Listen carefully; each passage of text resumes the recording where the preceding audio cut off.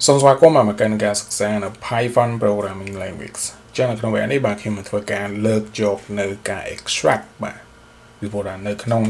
វគ្គចាស់គឺយើងបានធ្វើការ zip បាន file របស់យើងអញ្ចឹងហើយយើងត្រូវរៀនធ្វើយ៉ាងម៉េចបាទ extract មកវិញមិនអញ្ចឹងអូខេអញ្ចឹងនៅក្នុងការ extract នេះផងដែរគឺវាមិនខុសពីការដែលយើង zip ប្រហែលទេបាទគាត់វាខុសទៅគ្នា function ទីទួចវាចង់អរអញ្ចឹងនៅក្នុងវគ្គចាស់យើងមាន Khmer.zip ឡើងនេះហើយនៅក្នុង Khmer.zip យើងមាន ntd ដែលជា new text document បាទ .txt យើងបើកឡើងមកពីណា hello world អូខេអញ្ចឹងដើម្បីយើង extract នៅ ntd.txt នេះបាទចេញពី which is Khmer.zip នេះដែលប្រើនៅ Python ខ្ញុំធ្វើការលុបនៅទម្រង់នេះចោលហើយខ្ញុំទុកតែ input ZipFile ដែរកន្លែងនិយាយថា which is going to be with ZipFile .ZipFile parenthesis ហើយនៅក្នុងនេះផងដែរ which is argument ទី1គឺចង់និយាយអំពី directory ដែលយើងត្រូវ which is input which is file របស់យើង input បញ្ចូលដែលយើងចង់ extract មានន័យថា file ដែលយើងចង់ extract directory file ដែលយើងចង់ extract អញ្ចឹង directory file ដែលខ្ញុំចង់ extract គឺ which is khmer.zip នេះហើយនៅពេលដែលខ្ញុំ execute khmer.python គឺ khmer.zip នេះគឺវានៅក្នុង directory ដែលខ្ញុំ run អញ្ចឹងខ្ញុំមិនចាំបាច់និយាយថា c colon front slash blah blah ទៅតាមតែយ៉ាងកន្លែងនេះមកនិយាយបាទយើងអាចនិយាយយកដែលនិយាយថា which is khmer.zip as which is variable which is going to be as variable which is file ហើយនៅខាងក្រោមនេះគឺយើងនិយាយថា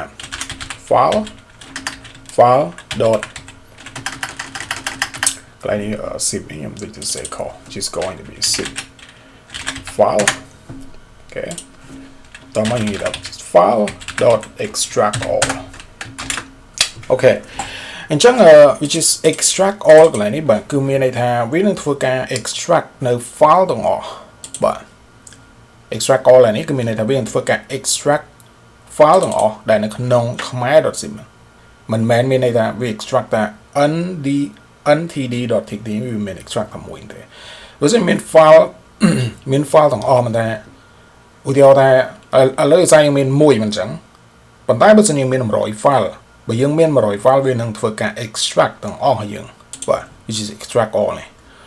ឥឡូវបើខ្ញុំ execute នៅ khmer.python លើវានឹងធ្វើការ extract ឲ្យយើង which is ntd នេះ